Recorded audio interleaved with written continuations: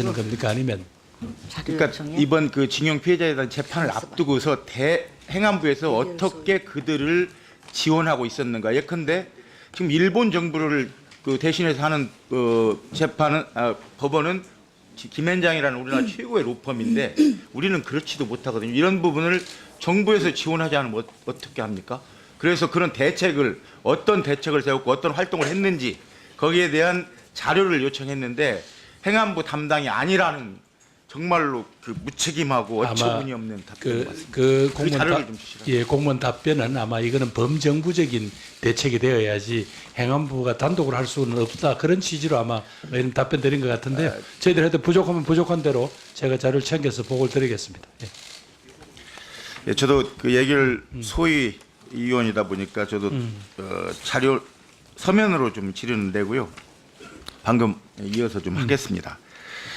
10월 30일 날 그 일제 강점기 손해배상 사건 최종 승소 판결이 났습니다. 네. 예.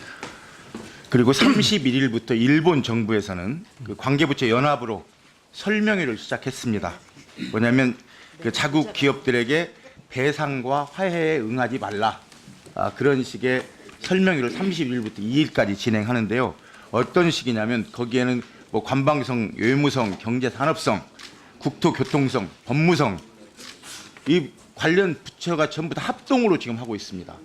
그런데 우리 정부에서는 이번 그 승소와 관련해서 어떤 지금 그 노력이나 어떤 일을 지금 시작하고 있습니까? 아마 국무총리실에서 지금 관련 부처를 아마 전부 다 부른 것 같습니다. 그래서 제가 오늘 마침 경주에 있어서 총리 주재 회의에 제가 참석을 직접 못해서 그렇습니다만 의원님 말씀하시는 그런 우리 정부의 대응 앞으로 방침이라든가 방향에 대해서 제 나름대로 자료를 정리를 해서 보고를 드리도록 하겠습니다. 네, 일본 정부의 이번 그 대응을 보면 이건 뭐 도덕적으로 비난 정도가 아니고 악의적이다. 그래서 과연 이런 나라를 옆에 두고 있다고 해서 우리가 우방으로 계속 관계를 유지해야 되느냐. 그리고 그 일본이라는 나라는 이런 일이 있을 때마다 즉각 정부 차원의 대응도 하고 정치권에서도 얘기를 많이 하는데 우리는 조용합니다. 과거에 저 이번에 생각이 난 것이 과거에 우리 대통령 중에 한 분이 버르장머리를 가르쳐야 되겠다. 그 말이 생각이 났습니다. 그런 정도로 뻔뻔하고 정말 파렴치하고 이런 행위들에 대해서 우리 정부가 가만히 있으면 안 되겠다. 이 사람들, 이 나라가 하는 짓은 이번 그 강제징용 피해자에 대한 손해배상뿐만이 아닙니다. 최근에 다시 문제가 되고 있는 지난 2015년에 위안부 합의에 대해서 이면 합의가 있지 않았습니까? 어떻게 그 위안부 피해자 할머니들은 큰 것도 요구하지 않고 강제 동원했다는 걸 인정하고 그리고 사과하고 배상해라 정도인데 이 사람들은 이면 합의에 소녀상을 이전하는 데 협조하라. 뭐 이런 식의 이면 합의를 한 걸로 지금 밝혀지고 있는데요.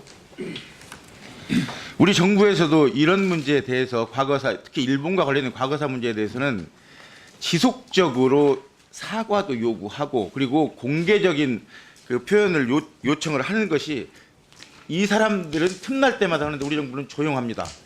그게 과연 우리 국익을 위해서 어떤 그 효과가 있다고 보십니까? 가만히 있는 것이. 뭐 의원님 워낙 또 국제관계라는 게 어느 한 측면만 있는 게 아니어서 정부가 그동안 좀 이렇게 낮은 방식으로 문제를 접근해 왔던 게 아닌가 생각이 드는데 의원님께서 지적하신 문제대로 이번에 이 대법원 판결 자체가 갖는 어떤 역사적 의미가 있고 하니까요. 이 문제에 대해서는 아마 총리 주재로 각 부처를 소집을 다시 한번 할 것 같습니다. 그럴 때 의원님께서 이야기하시는 대로 우리 정부의 이런 소극적 대응이 모처럼 이렇게 어려운 결정을 내린 대법원의 판결 자체의 역사성을 혹은 떨어뜨릴 수 있기 때문에 그런 의견을 전하겠습니다. 이번에 그 손해배상을 청구했던 네 분의 할아버지 중에서 지금 여운택 할아버지, 신천수 할아버지, 김규수 할아버지 돌아가셨습니다. 네.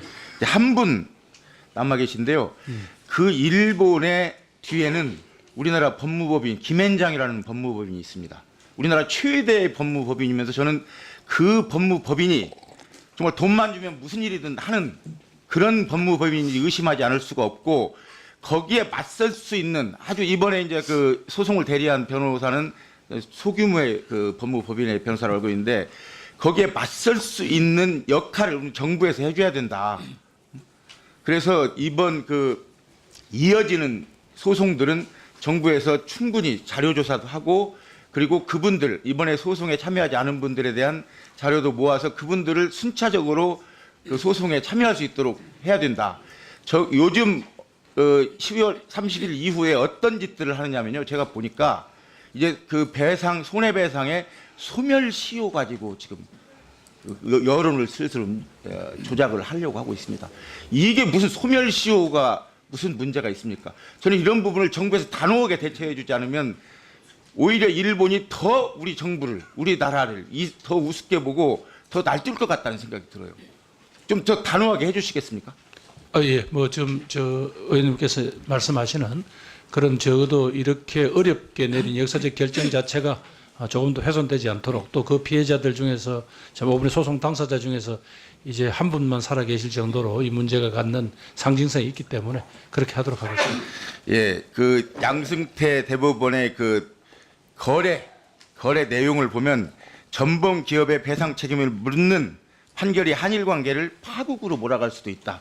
저는 이런 한일 관계를 파국으로 몰아갈 수 있다를 걱정해야 될 건 일본이다. 한일 관계를 파국으로 몰아갈 수 있는 건 대한민국이다. 왜 그걸 우리가 걱정해야 되느냐.